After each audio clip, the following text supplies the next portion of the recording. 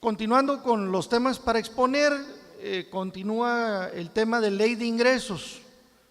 El tema de ley de ingresos tiene una parte importante que siempre es la interpretativa de los números, porque siempre nos dicen algo, siempre nos muestran no solamente cuál es evidentemente la intención de recaudación de parte del gobierno federal, la estimación del pronóstico de crecimiento y demás, sino que al mismo tiempo, evidentemente, el presupuesto de ingresos o la ley de ingresos lo que determina también es lo que va a tener de disponibilidad, de flujo el gobierno federal, pues para todo el gasto público que necesita para todo el ejercicio.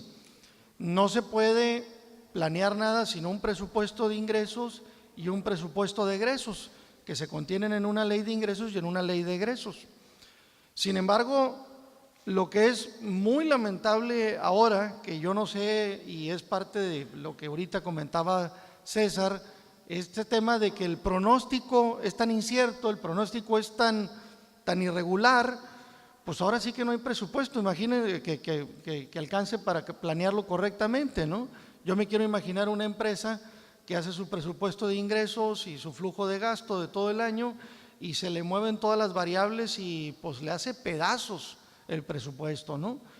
Y a mí lo que me preocupa es que aquí no se haga pedazos el país, porque para que ustedes tengan una idea de las variables que tuvieron en cuenta el gobierno para este tema, para elaborar la ley de ingresos fue un tipo de cambio de 18.70, así hizo la ley de ingresos, planeando que ese fuera el tipo de cambio. Planeó una inflación del 3%, que algunos dicen que va a llegar hasta el 6%. Y el Producto Interno Bruto de crecimiento lo planeó en 2 y 3% para hacer este presupuesto de ingresos y quedó, dicen los que saben, no sé, 1.8, que es el más halagüeño de todos. Entonces, pues imagínense nada más qué presupuesto, qué calidad de presupuesto de ingresos tenemos, ¿no? Por otro lado, se le permitió un endeudamiento al gobierno federal por 500,000 millones de pesos, que equivale al 10.4% del presupuesto, ingresos por 4.8 billones de pesos, y también se consideró el precio del barril de crudo para la elaboración de este presupuesto de ingresos de $42, que creo que ahorita está como en 46, 47, que dicen que va a subir todavía un poco más. Entonces, pues a lo mejor esa es en la parte en donde no va a ir tan mal, ¿no? Pero bueno, estos son parámetros que el gobierno federal tomó en cuenta para la presupuestación de su ingreso. Y como parte de este proceso, también un análisis importante es ver cómo se distribuye ese ingreso desde la perspectiva nada más de impuestos, y aquí para que vean en dónde viene la parte más importante del costo de los impuestos para este año. Y en este caso se refiere en general en el presupuesto de ingresos, en la ley de ingresos se considera un incremento en general de los impuestos alrededor del 13%. Entonces los impuestos en lo general nos van a costar el 13% más. En el tema de seguridad social, el 9% más. En los derechos, que son estos cobros que nos hacen los gobiernos, el gobierno federal por servicios públicos, el 7% en lo general. Y un dato que pues siempre es importante también a veces revisar es cuál de los impuestos es el que genera mayor ingreso para el gobierno federal, y en este caso tenemos al impuesto sobre la renta, que representa el 14%. Sin embargo, aquí tenemos que tomar en cuenta que en ese 14% están incluidos los retenidos por sueldos. Si al 14% de ISR del total le quitamos los retenidos, el impuesto de la renta no es el impuesto que más ingreso genera para la federación, es el IVA. El IVA ya tiene varios años que sigue siendo el impuesto que más ingresos genera para la federación. Ya no, como en ocasiones pues se cree que como el impuesto de la renta es en cierta forma un medidor de crecimiento, porque grava las utilidades de las empresas, pues por lo visto pues no está generando tanto, porque si así fuera, si elimináramos la parte de los impuestos retenidos por sueldos, impuestos sobre la renta, el impuesto directo debería de ser mayor que el impuesto al valor agregado, pero no lo es. Entonces, pues eso también no nos habla muy bien de cómo están nuestros números. Por otro lado, sin referirme a todos los estímulos fiscales que la verdad es que ya tienen varios años estando muy permanentes, me voy a referir exclusivamente a aquellos que se agregan o se modifican en una parte. En el tema de los estímulos fiscales, en el tema del impuesto especial sobre producción y servicios, se incluyen, porque no estaban en los combustibles, el biodiesel y las mezclas. Ahora pues se agrega, porque antes solamente pues estaban los gasolina y el diésel, pero no estaba estas mezclas que ahora pues se pueden generar hasta prácticamente combustibles con maíz o con lo que fuera, ¿no? Este estímulo, como ustedes recordarán, en términos generales permite pues acreditar todo ese IESFIS pagado contra el impuesto sobre la renta, siempre y cuando pues este consumo o este IESFIS pagado sea para consumo final en uso de maquinarias, que no se trate de vehículos, excepto cuando se trate de transporte público y privado de personas, cargas y turístico. Otros estímulos que ahora se agregan a la lista de los que no son acumulables. Acuérdense que hace unos años surgió una polémica por este tema de que los estímulos no estaba regulado, cuando los otorgaba el gobierno federal, pues tenían un doble efecto porque no estaba muy claro en la legislación si ese estímulo que se recibía debía o no considerarse un ingreso acumulable.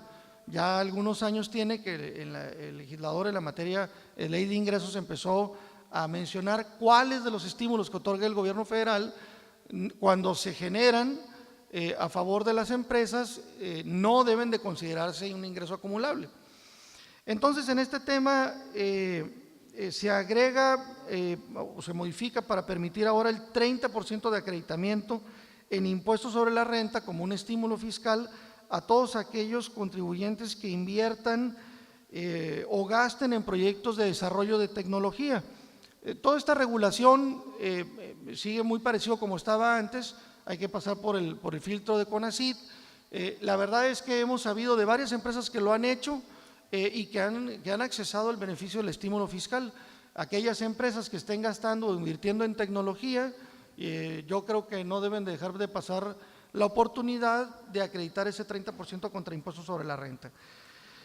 Se agrega adicionalmente un nuevo supuesto de estímulo que no genera acumulación para aquellos quienes inviertan en deporte de alto rendimiento, siempre y cuando esto no sea superior a 20 millones de pesos y esto se destina a infraestructura, instalaciones, gastos de mantenimiento, programas de entrenamiento, siempre y cuando no exceda el 10% del impuesto de la renta que se cause en el año anterior. Hay una pequeña regla para poder exceder de estos límites, pero la regla general es la que les menciono.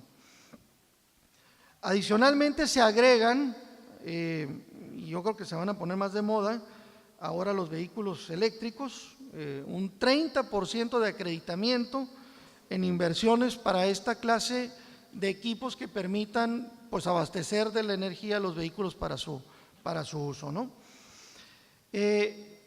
Y pues se agrega uno nuevo que me llamó también mucho la atención porque están permitiendo ahora, pues si tú aportas a proyectos de producción de artes visuales, danza y música, dirección de orquesta, ejecución instrumental y vocalización de música clásica y jazz.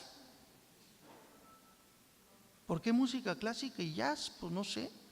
A lo mejor porque sabían que iba a haber muchos haitianos que iban a llegar y querían poner acá más reggaetón o no sé qué. Algo más, música vernácula, no, folclórica, no, mariachi, no, clásica y jazz. No sé si porque somos muy nacos o no sé, quieren ponernos aquí nos van a ayudar a mejorar nuestros gustos musicales, ¿verdad? A lo mejor estaban muy limitados y ahora nos van a orientar debidamente.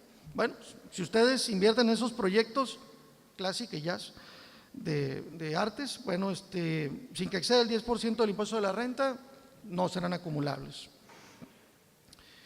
Y bueno, nomás recordarles que para que no se consideren ingresos acumulables hay que cumplir una serie de requisitos. No está tan fácil esto de generar esos estímulos a grupos vulnerables sin seguir una serie de requisitos que permitan garantizar que efectivamente se destinan para esos propósitos. Deben de provenir de programas que tengan un padrón de beneficiarios, reglas de operación, y el pago deberá hacerse necesariamente siempre por transferencia electrónica.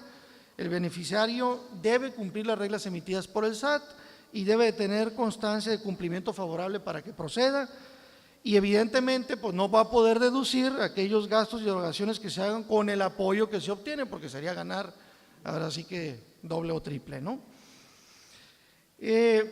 Y bueno, algo que les decía ahorita, que yo creo que debemos de tomarlos en cuenta ya como un elemento realmente para analizarlo, este tema de los vehículos eléctricos. A lo mejor todavía en México todavía no tenemos una disposición tan abierta a vehículos eléctricos tan desarrollados como en Estados Unidos, pero yo creo que en el campo de los vehículos híbridos sí hay bastante ya desarrollo y opciones accesibles en muchos de los casos. Ahora se están agregando nuevos estímulos. En este caso se incrementa el monto permitido de deducción para vehículos eléctricos e híbridos hasta por la cantidad de 250,000 pesos. Igualmente la renta de vehículos híbridos y eléctricos hasta 285 pesos diarios.